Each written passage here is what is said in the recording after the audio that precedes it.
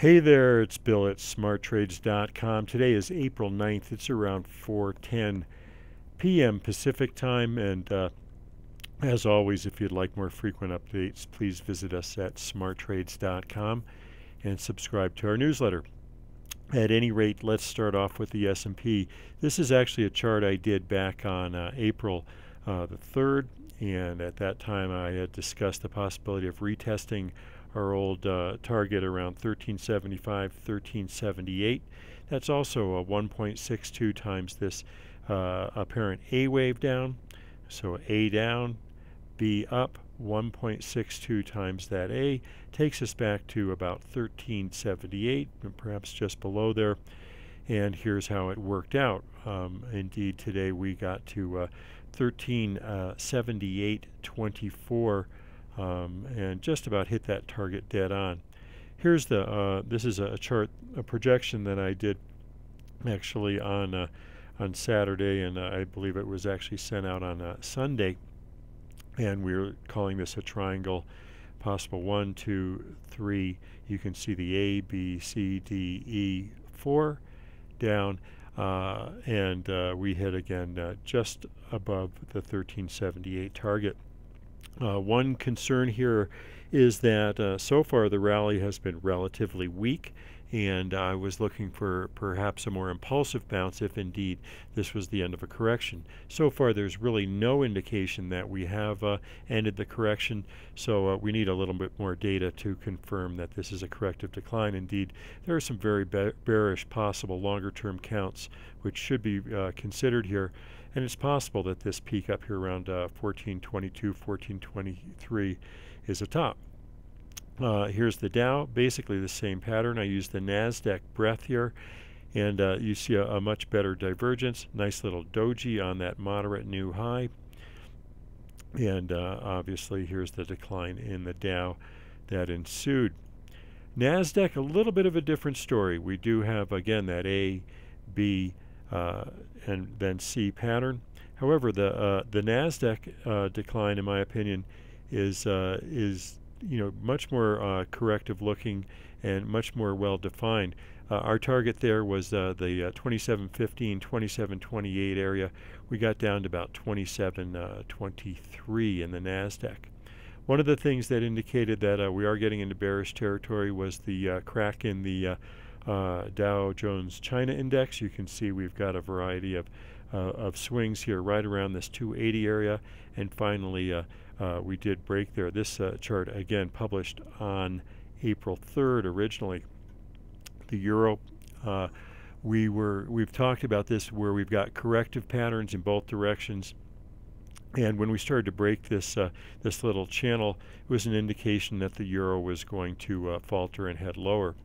At this point, if you have an equal length down, the next target for the euro is around 129. Breaking much below there would make me wonder if we're not into a larger decline. However, the first decline off of the 134, 135 area is in ABC. So the implication of that is that we've got, again, a corrective rally, and we're working on a corrective decline off of that in some kind of larger corrective pattern.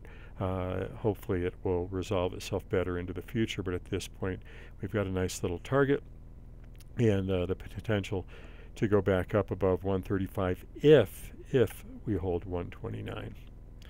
Not much help in the bonds in terms of determining the near-term scenario in stocks. They did rally. We were actually looking at this, so we have a little ABC embedded in this decline here, and we were looking for a bounce, and it took us back to the bottom of this what appears to be a triangle B wave, and we closed right above that that lower channel with a doji, so pretty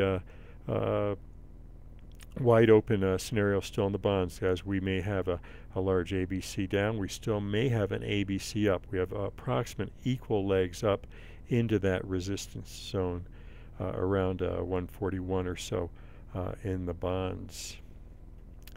Here's a bit of a longer term picture in the S&P. I believe this was in the last video, but I'm not sure. If you have a 1 equals 5 scenario, that would take us up to about 1448. That said, there's also a much more bearish count that is possibly in force. Important to see here that it's possible.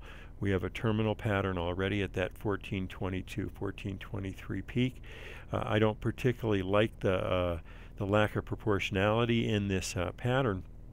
Nonetheless, if we get a corrective rally that fails around 1400, it has to fail below the 1422 area. Obviously, it's possible that we have not only a short-term but an intermediate and potentially a long-term peak. Also, breaking the 1375 area would be a bit of an indication that lower prices are in store. But the real break comes down here around the 1338, 1340 area. If we break there, I would say that we, odds heavily favor that a top is in the S&P.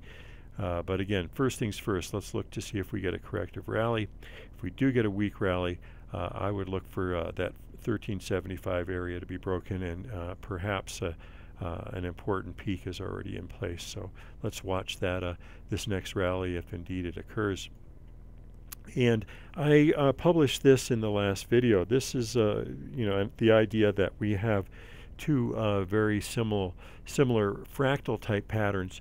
The little brother here, so to speak, around the high earlier this year, and from there you have your small ABC.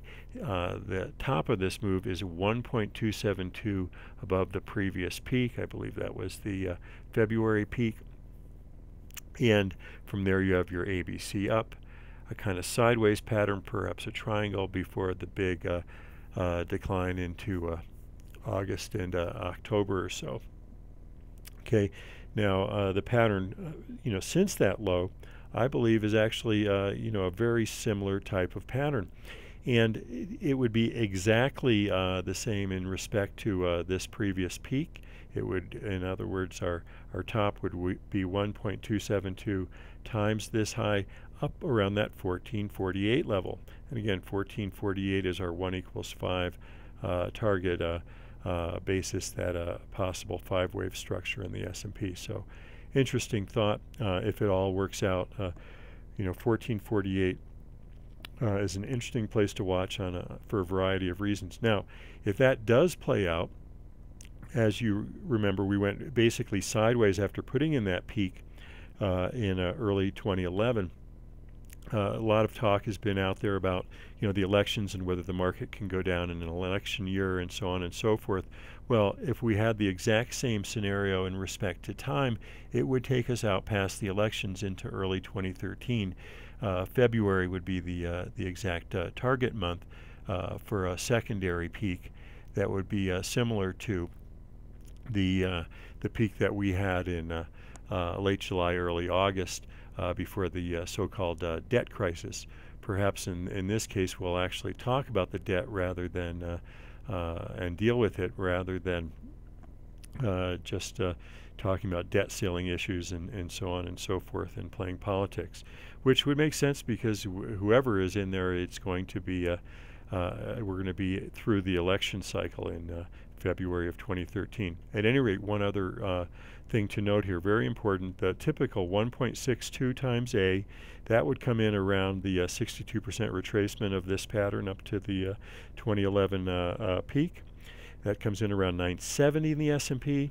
So you've got 1.62 and 62% and 4.236 times this first A wave. They all come in this 970, 1000 area in the S&P. That said, if we have an exact replay in terms of the relationship of this decline to this first decline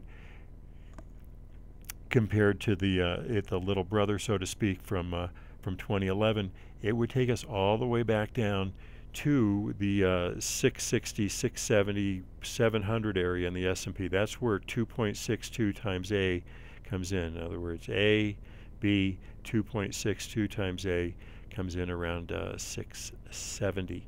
And again, that is the pattern that we actually had in 2011 in terms of the relationship between the first decline and the secondary major decline after the whole debt ceiling S&P downgrade fiasco took place. So anyway, that's about it for now. If you would like these reports in a more timely fashion, if you'd like more in-depth analysis, please visit smarttrades.com. I post almost every day via Twitter and send out 2 or 3, possibly 4 or 5 newsletters a week with updates in terms of with charts and projections and my thoughts on the market. Thank you so much for watching. Have a great day and a great week ahead. Bye-bye.